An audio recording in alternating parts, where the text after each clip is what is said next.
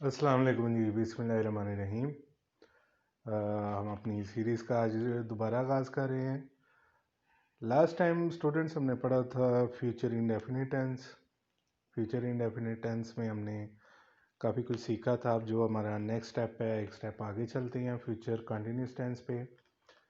Future continuous tense इस तरह से आप समझें कि जो काम आने वाले वक्त में, जैसा 1 मिनट 1 सेकंड भी आगे गुजरता है तो वो हमारे लिए फ्यूचर ही होता है। तो जो भी आने वाले वक्त में काम शुरू हुआ किसी ख़ास पॉइंट पर और फिर वो जारी है और या फिर जारी होगा, ऐसी जो सिचुएशन होती है उसको कहते हैं फ्यूचर कंटिन्यूस टेंस। जो उर्दू की पहचान है आप देख सकते हैं, रहा होगा, रही होगी या रहे होंगे। ऐसे अल्फाज आते हैं फ़िक्रे के आखिर पर। अगर इंग्लिश की आप देखें सेंटेंस को, तो यहाँ पर सब्जेक्ट है, विल बी और first form of verb use होगी, इसके साथ साथ आईएनजी लगेगा चूँकि ये कंटिन्यूस है। और फिर ऑब्जेक्ट अगर हो तो इसी तरह जो है वो पॉजिटिव सेंटेंस बन जाएगा। इंट्रोगेटिव सेंटेंस जो है उसका फार्मूला ये ऊपर लिख दिया गया है। इसमें क्वेश्चन वर्ड अगर हो तो क्यों, कब, कहा, कैसे, WH वर्ड जिनको कहते हैं व्हेन, व्हाई, हाउ। और वो अगर ना हो, जिस तरह के मैंने लिखा है इफ़ नीडेड, अगर उसकी ज़रूरत ना हो तो फिर डायरेक्ट आपने हेल्पिंग वर्ब यानी कि विल से शुरू करना है, फिर सब्जेक्ट और फिर बी और फिर वर्ब और फिर आईएनजी साथ लगाना और ऑब्जेक्ट और फिर क्वेश्चन मार्क लगाना नहीं भूलना। इस तरह से आपका जो इंट्रोगेटिव सेंटेंस है वो ट्रांसलेट इजीली हो जाएगा। अब आप सोच रहे होंगे कि यहाँ पर मैंने शेल क्यों नहीं लिखा, मैंने लास्ट वीडियो में भी बताया था। अभी फिर मैं आपको जो एंड पे थोड़ा सा बता दूंगा कि शेल का इस्तेमाल क्या होता है और मैंने क्यों नहीं लिखा और क्यों मैं इसको रिकमेंड नहीं करता। इसके साथ साथ हम जब इस सेंटेंसेस की प्रैक्टिस कर लेंगे तो उसके बाद इंशाल्लाह मैं आपको आईएनजी का इस्तेमाल बताऊंगा कि आईएनजी कैसे लगाते हैं। जिस चूँकि हम ज़ाहिर है ऐसा सेंटेंस कर रहे हैं और ऐसा टेंस कर रहे हैं जिसमें आईएनजी यूज़ होना है, तो हमें पता होना चाहिए कि इसके स्पेलिंग किस तरह से चेंज किए जाते हैं। तो चलें जी, अपनी प्रैक्टिस स्टार्ट करते हैं। सबसे पहला जो फ़िक्र है उस पर गौर करें कि तलबा घर वापस जा रहे होंगे। अब यहाँ पर देखेंगे ये कंटिन्यू है, होंगे से हमें पता चल गया है कि ये प्लूरल है। यहाँ पर सब्जेक्ट और तलबा से भी पता चल गया, तो हम यहाँ पे लिखेंगे स्टूडेंट्स विल बी। अब यहाँ पर जो उनका वर्ब है वो गो है, तो साथ आईएनजी लग गया, गोइंग। अब वापस जा रहे हैं तो हम बैक लिखेंगे, going back to home. Simple is that. ये फार्मूला जी पॉजिटिव सेंटेंस का, इसको आप कंपेयर करके देख सकते हैं। बहुत ईजी है। अगर आप ये वर्ब और हेल्पिंग वर्ब की पहचान करनी शुरू कर दें कि किस टेंस में कौन सा वर्ब और हेल्पिंग वर्ब यूज़ हो रहा है, तो बाकी काम बहुत ईजी है। सेकंड सेंटेंस देखे कि कहता है मैं किताबों की जिल्द बना रहा हूँगा। जिस तरह हम ये भी यूज़ करते हैं कि जिल्द करना, तो उर्दू में वैसे बनाना होता है, लेकिन ये भी यहाँ पर भी इसका यही मतलब है। तो ये देखिए यहाँ पर जो सब्जेक्ट है वो आई है, इसके बाद हम हेल्पिंग वर्ब लगा लेंगे विल बी। इसके बाद जो वर्ब है वो जिल्द बनाना मीन्स बाइंड करना और plus ING binding, I will be binding. अब यहाँ पर ऑब्जेक्ट ढूंढने हैं, वो क्या है, किताबें, जिन जो वर्ब को फेस कर रहा है, तो हम यहाँ लिखेंगे द बुक्स।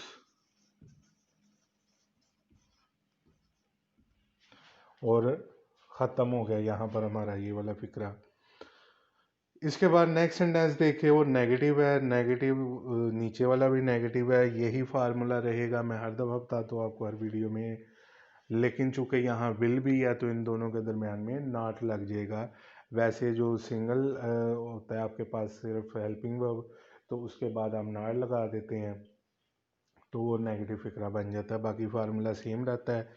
तो इसी फार्मूले को फॉलो करते हुए हम ये भी करेंगे, सिर्फ क्या करेंगे, विल नॉट बी का इस्तेमाल करेंगे। तो कहता है अच्छे दुकानदार सामान ज़ख़ीरा नहीं कर रहे होंगे। गुड, ये आ गया हमारे पास subject, shopkeeper. Good shopkeepers will. अब बी और विल के दरमियान नॉट लग गया। अब यहाँ पर जो ज़ख़ीरा करना होता है उसका तर्जमा होल्ड करना होता है। अब चूँकि इसके एंड पर ही आता है तो हम वो ख़त्म करके ING लगा देंगे। सामान कहते हैं गुड्स को, द गुड्स। अब देखिए वो कहता है कि उसका खून अब बह नहीं रहा होगा। तो यहाँ पर देखिए जो सब्जेक्ट है वो उस है, यानी कि हिज ब्लड। ये आ गया हमारे पास सब्जेक्ट। अब इसके बाद लिख देंगे विल, और चूँकि ये नेगेटिव है तो विल और बी के दरमियान में नाल लग जाएगा। जो बहना होता है उसकी इंग्लिश फ्लो है।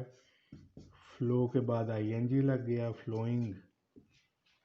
तो his blood will not be flowing अब, नाउ, फुल स्टॉप। तो ये थे हमारे पॉजिटिव और नेगेटिव सेंटेंसेस। इसके बाद हम प्रैक्टिस करते हैं ये जो 3 सेंटेंसेस है इंट्रोगेटिव सेंटेंसेस।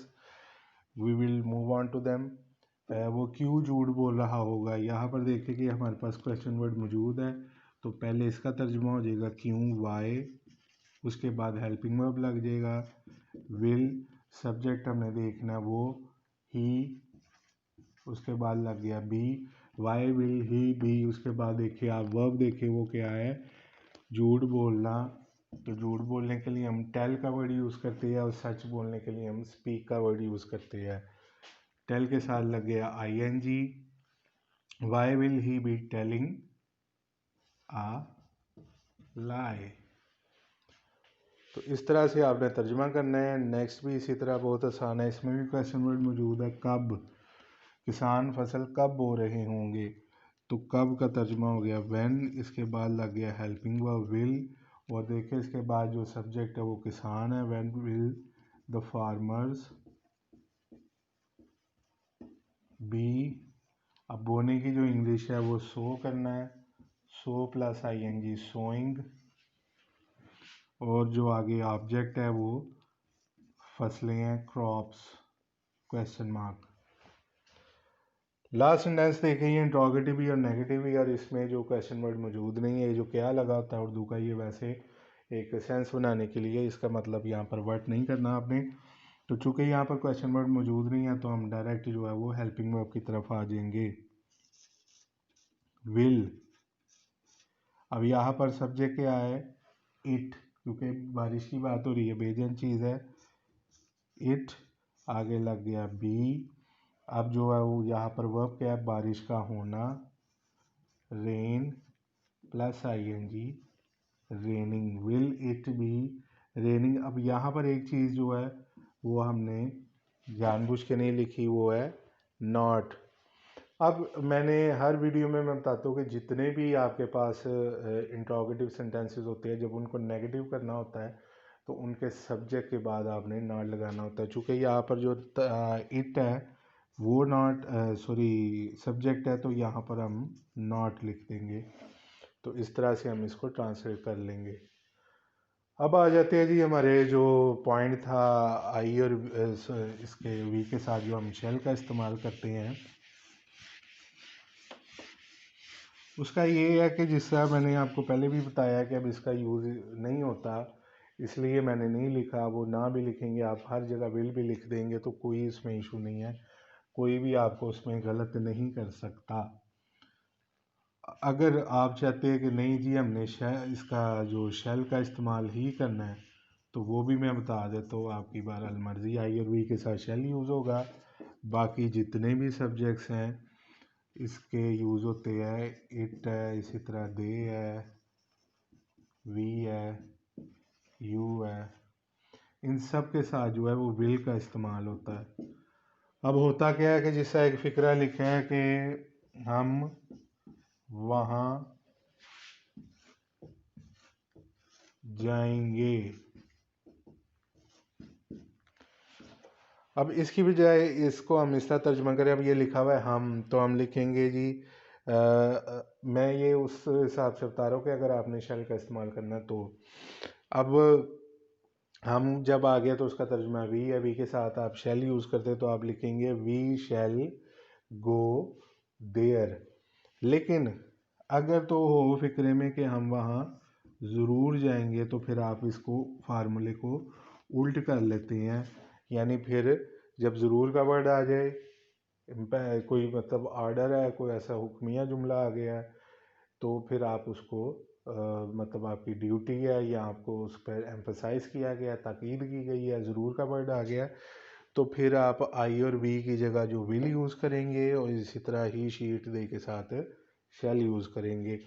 जैसा अगर ये यहाँ इस तरह लिखा है वो हम वहाँ ज़रूर जाएंगे, तो आप लिखेंगे वी विल गो देयर। इससे क्या होता है कि इंग्लिश में एक फ़र्क हो जाता है कि अगर वी के साथ शैल नहीं लगाया हुआ इस राइटर ने, विल का इस्तेमाल कर रहा है, इट मीन्स कि वो एम्फसाइज कर रहा है। लेकिन मैं वैसे इसको यूज़ नहीं करता, मैं वी के साथ आम हालात में भी विल यूज़ करूँगा। अगर ज़रूर लिखा होगा तो मैं डेफिनेटली का वर्ड यूज़ कर लूँगा, सिंपल इज़ दैट।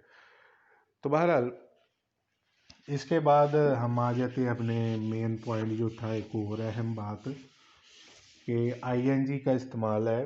तो इसमें आईएनजी के इस्तेमाल को तीन तरह से, वैसे आपने ये ज़हन में रखना है कि हर जो सिंपल वर्ब्स हैं उनके साथ आईएनजी लगता है एंड पर, कौन से हैं जो चेंज होते हैं। जिस तरह के मैं हर दफ़ा मिसाल देता हूँ कुछ वर्ड्स की, जिससे आप लिखते हैं यूज़ है या राइट है। अब यहाँ पर जब आप आईएनजी लगाएंगे तो आप एंड पर ई को ड्रॉप कर देंगे, मीन्स ख़त्म कर देंगे, और ये बन जाएगा यूजिंग। इसी तरह ये भी बन जाएगा राइटिंग।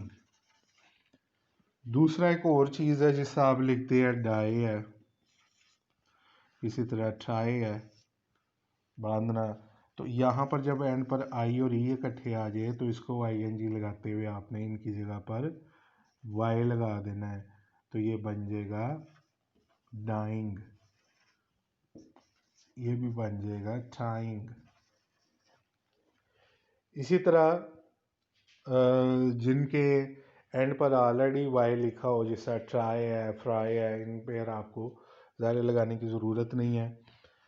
फिर एक और होता है जिसमें अक्सर बच्चों को कन्फ्यूजन होती है, जिन वर्ड्स के साथ उनका जो एंड वाला लेटर है वो डबल हो जाता है। जैसा कि ये दो एग्जांपल्स है, कि ये भी है, सिट भी है। अब ये देखें कि यहाँ पर ये चक्कर है असल में सी, वी और सी का। जब भी किसी भी फिक्रे के साथ, सॉरी, वर्ब के साथ आपने आईएनजी लगाना है और उसके जो लास्ट थ्री लेटर्स हैं, लास्ट थ्री लेटर्स जो हैं वो सीवीसी के ऑर्डर में आ गए हैं, यानी कि कॉन्सोनेंट, वाउल और कॉन्सोनेंट, तो तब आपने उसको आईएनजी लगाते हुए उसके लास्ट लेटर को डबल करना होता है। जैसा यहाँ पर भी देखें, डब्ल्यू कॉन्सोनेंट है, आई जो है वो वाउल साउंड है, जो एम है वो कॉन्सोनेंट साउंड है, तो यहाँ पर लग गया स्विमिंग, यहाँ पर सिटिंग। जिसको समझने के लिए मज़ीद मैं बता दूं, जैसा यहाँ पर एक फ़िक्रा लिखा हुआ था रेनिंग। अब यहाँ पर मैंने सिंगल आईएनजी यानी एन को डबल नहीं किया, क्योंकि ये देखे ये वो सीवीसी की तरतीब नहीं है। ए जो है वो ऑलरेडी वाउल है, आई भी वाउल है, ये कॉन्सोनेंट है, इसलिए इसको डबल रेनिंग नहीं किया। तो ये वजह होती है जी इसको डबल करने की, जो आप एंड पर करते हैं किसी भी वर्ड को आईएनजी लगाते हुए। तो ये सारी चीज़ें थी जी फ्यूचर कंटिन्यूस से रिलेटेड। तो अगर आपको वीडियो पसंद आई है उसको लाइक करें, शेयर करें, और कोई भी आपका क्वेश्चन हो, माइंड में कन्फ्यूजन हो, तो आप कमेंट सेक्शन में ज़रूर मेंशन करें, ज़रूर क्वेश्चन कर सकते हैं, मैं इंशाल्लाह आपको फौरी रिप्लाई करूँगा। और सब्सक्राइब करना नहीं भूलना आपने। मिलते हैं इंशाल्लाह नेक्स्ट वीडियो में, नेक्स्ट टेंस के साथ, नेक्स्ट मिशन के साथ। अल्लाह हाफिज़।